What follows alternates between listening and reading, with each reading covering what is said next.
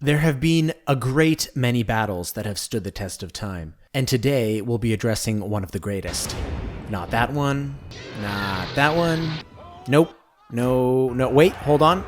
There it is. Welcome back to Middle-earth.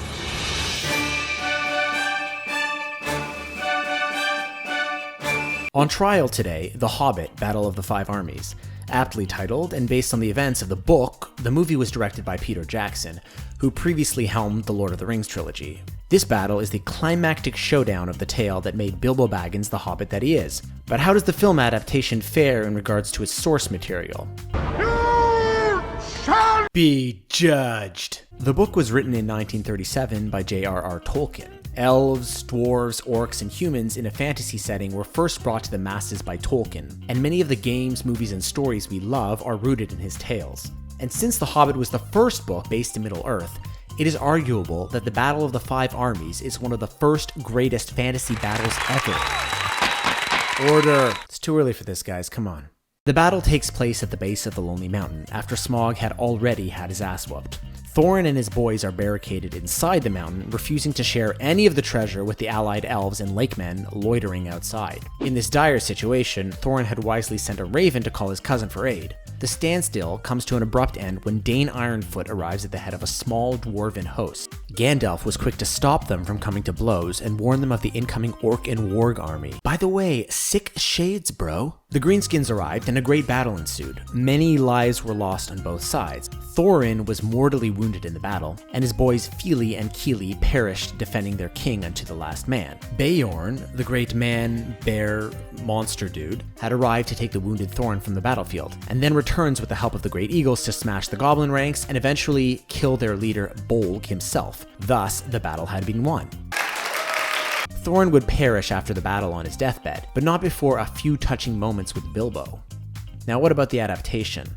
Well, first off, the battle is the climax in the book, but it's only about 5 or so pages. The film version spans an entire movie sourced from those few pages. I mean, come on guys, way to milk it for all it's worth. The film also has Azog as the leader of the Orcs, and features him as the main antagonist of the series. But in the source material, Azog's son Bolg is the actual Orc Leader. Azog isn't even in The Hobbit, having lost his head to Dain many years ago. The ending of the battle was changed from the canon version to accommodate modern blockbuster storytelling.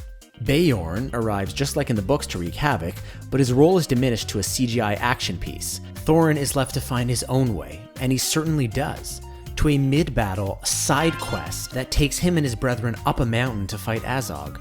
Here, the dwarves that defended Thorin to his last meet their eventual fates, and Thorin and Azog have a 1v1 finale showdown that is more suited for an archetypal Hollywood ending. Bilbo finds his way up the mountain and gets to have his last moment with Thorin post-battle, quoting lines directly from the book, which at this point sort of felt like an attempt to patch all of the source material deviations they've made thus far in the story. In the books, the battle was actually a lot smaller than in the movie. There were approximately 500 dwarves, 200 lakemen, and 1,000 elves on the one side, with approximately 10,000 or so on the side of the orcs and the wargs. In the movie, there were tens of thousands of warriors on the battlefield. I can't help to think it may have been better to focus on giving each of the warriors more character than trying to make the battle as big as possible. I believe this caused the adaptation to suffer.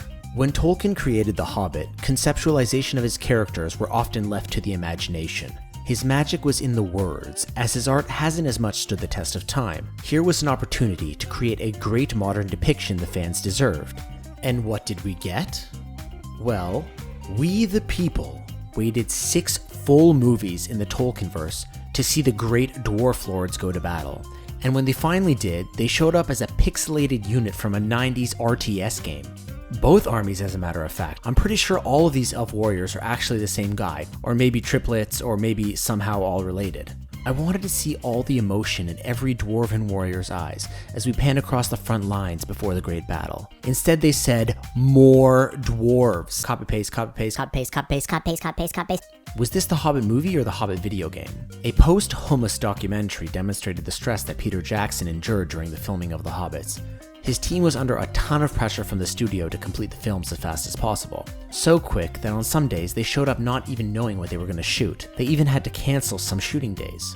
And the results showed. The film was sort of all over the place. riding the source material all the way to the box office. A reluctant innocent by reasonable doubt.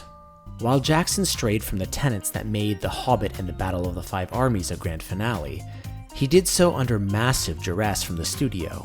He had also helmed the previous Lord of the Rings movies, which are considered masterpieces, and he must be given credit for those. There will be no sentencing, and it must be recognized that had Jackson had his way, the films would have lived up to the standards he had previously set for the Lord of the Rings trilogy.